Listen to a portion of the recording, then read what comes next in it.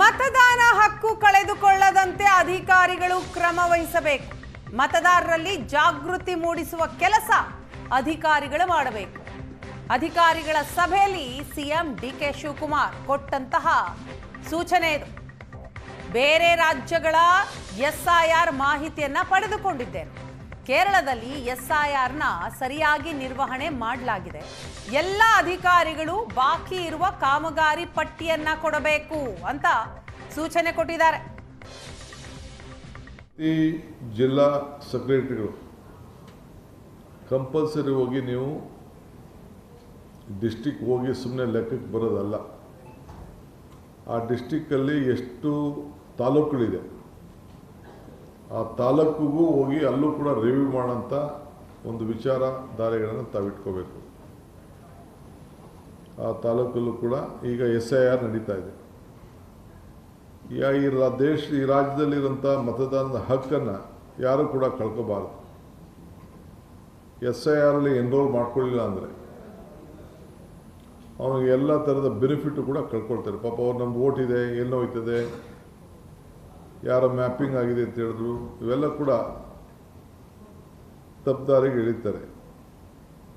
ಯಾರು ಮತದಾರನ ಇಟ್ಕೊಂಡಿದ್ದಾನೆ, including the chief minister, including the deputy CM, ಅವರ ಏನು BLAಗಳು ಒಂದು ಎನ್ಯುಮರೇಷನ್ ಫಾರ್ಮ್ ಕೊಡ್ತಾರೆ, ಆ ಫಾರಮನ್ನು ಕಂಪಲ್ಸರಿ ಎಂಟ್ರಿ ಮಾಡಿ ಸಿಗ್ನೇಚರ್ ಮಾಡಿ ಅವ್ರದ್ದೇನು ಗುರ್ತನ್ನು ಇಟ್ಟು ಅವರು ವಾಪಸ್ಸು ಕೊಡಬೇಕು.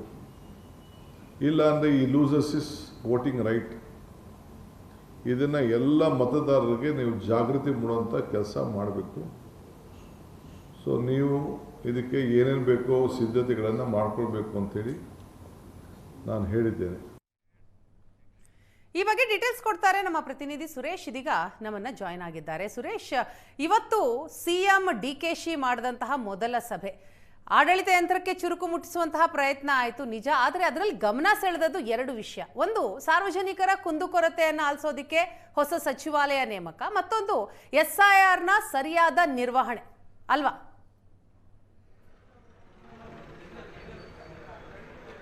ವೀಣಾ, ನಿನ್ನೆಯಷ್ಟೇ ಪ್ರಮಾಣ ವಚನ ಸ್ವೀಕಾರ ಮಾಡಿದಂತಹ ಮುಖ್ಯಮಂತ್ರಿ DK ಶಿವಕುಮಾರ್ ಅವರು ಆಡಳಿತ ಯಂತ್ರಕ್ಕೆ ಚುರುಕು ಮುಟ್ಟಿಸುವಂಥ ನಿಟ್ಟಿನಲ್ಲಿ, ಮತ್ತು ಅದೊಂದು ಸಂಪ್ರದಾಯ, ಯಾರು ಹೊಸ CM ಆದರೂ ಕೂಡ ಅಧಿಕಾರಿಗಳ ಜೊತೆಯಲ್ಲಿ ಒಂದು ಸಭೆಯನ್ನು ಮಾಡಿ ನಿಮ್ಮಿಂದ ನಾವು ಏನು ನಿರೀಕ್ಷೆ ಮಾಡ್ತಾ ಇದ್ದೀವಿ ಮತ್ತು ನಮ್ಮಿಂದ ನೀವು ಏನು ನಿರೀಕ್ಷೆ ಮಾಡ್ತಿದ್ದೀರಿ, ಒಟ್ಟಾರೆಯಾಗಿ ರಾಜ್ಯದ ಜನರ ಪರವಾಗಿ ಕೆಲಸಗಳಾಗಬೇಕು, ಯಾವುದೇ ಕುಂದುಕೊರತೆಗಳಾಗಬಾರ್ದು, ಸರ್ಕಾರಕ್ಕೆ ಯಾವುದೇ ರೀತಿಯಾದಂಥ ಕೆಟ್ಟ ಹೆಸರು ಬರದಂತೆ ನೋಡ್ಕೊಳ್ಬೇಕು, ಆ ನಿಟ್ಟಿನಲ್ಲಿ ಅಧಿಕಾರಿಗಳು ಕೆಲಸ ನಿರ್ವಹಿಸಬೇಕು ಅನ್ನುವಂಥ ನಿಟ್ಟಿನಲ್ಲಿ ಹಲವು ಸಲಹೆ ಸೂಚನೆಗಳನ್ನು ಇವತ್ತಿನ ಸಭೆಯಲ್ಲಿ ಕೊಡ್ತಾರೆ. ಸುದೀರ್ಘವಾಗಿ 3 ಗಂಟೆಗಳ ಕಾಲ ನಡೆದಂಥ ಈ ಒಂದು ಸಭೆಯಲ್ಲಿ ಸರ್ಕಾರದ ಅಪರ ಮುಖ್ಯ ಕಾರ್ಯದರ್ಶಿಗಳು, ಜಿಲ್ಲಾ ಉಸ್ತುವಾರಿ ಕಾರ್ಯದರ್ಶಿಗಳು, ಪೊಲೀಸ್ ಅಧಿಕಾರಿಗಳು ಸೇರಿದಂತೆ ಅನೇಕ ಅಧಿಕಾರಿಗಳು ಇವತ್ತಿನ ಈ ಒಂದು ಸಭೆಯಲ್ಲಿ ಇದ್ರು.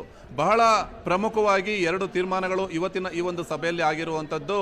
ಒಂದು ಪ್ರತ್ಯೇಕ ಸಚಿವಾಲಯ, 2 ಪ್ರತ್ಯೇಕ ಸಚಿವಾಲಯಗಳನ್ನ ನಿರ್ಮಾಣ ಮಾಡ್ತಾ ಇರುವಂಥದ್ದು ಅಂದ್ರೆ ಒಂದು, ಸಾರ್ವಜನಿಕ ಕುಂದುಕೊರತೆಗಳ ಹೆಚ್ಚಾಗ್ತಾ ಇರುವಂತಹ ಹಿನ್ನೆಲೆಯಲ್ಲಿ ಅವುಗಳನ್ನು ನಿಭಾಯಿಸುವುದಕ್ಕಾಗಿ ಸಾರ್ವಜನಿಕ ಕುಂದುಕೊರತೆಗಳನ್ನು ನಿವಾರಿಸುವಂತಹ ಒಂದು ಇಲಾಖೆಯನ್ನ ಪ್ರತ್ಯೇಕವಾಗಿ ರಚನೆ ಮಾಡ್ತಾ ಇರುವಂಥದ್ದು. ಮತ್ತೊಂದು, NRIಗಳ ಸಮಸ್ಯೆಗಳನ್ನು ಗಮನಿಸುವ ಸಲುವಾಗಿ ಒಂದು ಸಚಿವಾಲಯವನ್ನು ಮಾಡ್ತಾ ಇರುವಂಥದ್ದು. ಅಂದರೆ 2 ಹೊಸ ಇಲಾಖೆಗಳು ಈಗ ಸದ್ಯಕ್ಕೆ ಸೇರ್ಪಡೆ ಆಗ್ತಾ ಇರುವಂಥದ್ದು ಬಹಳ ಪ್ರಮುಖವಾದಂತಹ ವಿಚಾರಗಳು. ಮತ್ತೊಂದು ವಿಚಾರ ಅಂದರೆ, ಈಗ ದೇಶದಾದ್ಯಂತ SIR ನಡೀತಾ ಇದೆ. ಆ ಒಂದು ವಿಚಾರದಲ್ಲಿ ರಾಜ್ಯದ ಜನತೆ ಯಾವುದೇ ಕಾರಣಕ್ಕೂ ಕೂಡ ಯಾವೊಬ್ಬ ಮತದಾರ ಕೂಡ ತನ್ನ ಮತದಾನದ ಹಕ್ಕನ್ನು ಕಳೆದುಕೊಳ್ಬಾರದು ಅನ್ನುವಂಥ ನಿಟ್ಟಿನಲ್ಲಿ ಎಲ್ಲರೂ ಕೂಡ ಕೆಲಸ ಮಾಡಬೇಕು. ಈಗಾಗಲೇ ಪಶ್ಚಿಮ ಬಂಗಾಳದಂತಹ ರಾಜ್ಯಗಳಲ್ಲಿ 90 ಲಕ್ಷ ಜನ ಮತದಾನದ ಹಕ್ಕನ್ನು ಕಳೆದುಕೊಂಡಿದ್ದಾರೆ. ಅಂತಹ ಪರಿಸ್ಥಿತಿ ರಾಜ್ಯದಲ್ಲಿ ತಲೆದೋರಬಾರದು. ಹಾಗಾಗಿ ಬಹಳ ಎಚ್ಚರಿಕೆಯಿಂದ ಈ ಒಂದು ಪ್ರಕ್ರಿಯೆಯಲ್ಲಿ ಭಾಗವಹಿಸಬೇಕು ಎಲ್ಲರೂ ಕೂಡ. ಆ ನಿಟ್ಟಿನಲ್ಲಿ ಜನತೆಯಲ್ಲಿ ಜಾಗೃತಿ ಮೂಡಿಸುವಂಥ ಕೆಲಸ ಆಗಬೇಕು ಮತ್ತು ಅಧಿಕಾರಿಗಳು ಯಾವುದೇ ಲೋಪಗಳು ಆಗದಂತೆ ನೋಡ್ಕೊಳ್ಬೇಕು. ಕೇರಳದಲ್ಲಿ ಇದು ಬಹಳ ವ್ಯವಸ್ಥಿತವಾಗಿ ಬಹಳ ಚೆನ್ನಾಗಿದೆ. ಅದೇ ನಿಟ್ಟಿನಲ್ಲಿ ಅದೇ ದಾರಿಯಲ್ಲಿ ಇಲ್ಲೂ ಕೂಡ ಆಗಬೇಕು. ಅಂದರೆ ಯಾರು ಕೂಡ ಮತದಾನದ ಹಕ್ಕನ್ನು ಕಳೆದುಕೊಳ್ಬಾರ್ದು ಅನ್ನುವಂಥ ನಿಟ್ಟಿನಲ್ಲಿ ಆಗಬೇಕು ಅನ್ನುವಂಥ ಒಂದು ಸೂಚನೆಯನ್ನ ಮುಖ್ಯಮಂತ್ರಿ ಡಿ ಕೆ ಶಿವಕುಮಾರ್ ಅವರು ಕೊಟ್ಟಿರುವಂಥದ್ದು. ಅದನ್ನು ಹೊರತುಪಡಿಸಿದಾಗ ಹಾಗೆ ಇನ್ನುಳಿದಂತೆ ಹಲವು ಸೂಚನೆಗಳನ್ನು ಅಧಿಕಾರಿಗಳಿಗೆ ಕೊಟ್ಟಿದ್ದಾರೆ. ಇನ್ನು 15 ದಿನಗಳಲ್ಲಿ ಪ್ಲಾನ್ ಆಫ್ ಆಕ್ಷನ್ ರೆಡಿ ಆಗಬೇಕು. ಎಲ್ಲ ಇಲಾಖೆಗಳು ಕೂಡ ಯಾವ ರೀತಿ ಕಾರ್ಯನಿರ್ವಹಿಸ್ತವೆ ಅದರ ಬಗ್ಗೆ ಮಾಹಿತಿಯನ್ನ ಕೊಡಬೇಕು. ಇನ್ನು ಪೊಲೀಸ್ ಇಲಾಖೆಗೆ ಕೂಡ ಕಟ್ಟುನಿಟ್ಟಿನ ಸೂಚನೆಯನ್ನ ಕೊಟ್ಟಿದ್ದಾರೆ. ರೌಡಿಸಂ ಚಟುವಟಿಕೆಗಳು ನಡೆಯದಂತೆ ಸೂಕ್ತ ಮುನ್ನೆಚ್ಚರಿಕೆ ವಹಿಸಬೇಕು, ನಿಗಾ ವಹಿಸಬೇಕು. ಪ್ರತಿ ಜಿಲ್ಲೆಗಳಲ್ಲಿ ಕೂಡ ಒಂದು ಪ್ರತ್ಯೇಕವಾದ ಸ್ಕ್ವಾಡ್ ಅನ್ನ ತಯಾರು ಮಾಡುವಂಥದ್ದು, ಅಂದ್ರೆ ರೌಡಿ ನಿಗ್ರಹ ದಳವನ್ನು ತಯಾರು ಮಾಡಬೇಕು. ಅದರ ಬಗ್ಗೆ ನಿಗಾ ವಹಿಸಬೇಕು. ಯಾವುದೇ ರೀತಿಯಾದಂತಹ ಕಾನೂನು ಬಾಹಿರ ಚಟುವಟಿಕೆಗಳು ರಾಜ್ಯದಲ್ಲಿ ನಡೆಯಬಾರದು ಅನ್ನುವಂಥ ನಿಟ್ಟಿನಲ್ಲಿ ಡಿ ಕೆ ಶಿವಕುಮಾರ್ ಅವರು ಪೊಲೀಸ್ ಇಲಾಖೆಗೆ ಕೂಡ ಒಂದು ಸೂಚನೆಯನ್ನ ನೀಡಿರುವಂಥದ್ದು.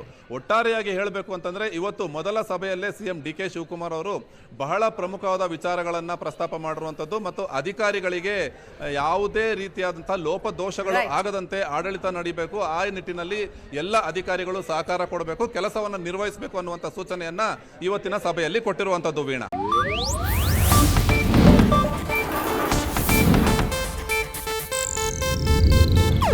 ಇದು ಏಷ್ಯಾನೆಟ್ ನ್ಯೂಸ್ ನೆಟ್ವರ್ಕ್ ಪ್ರಸ್ತುತಿ.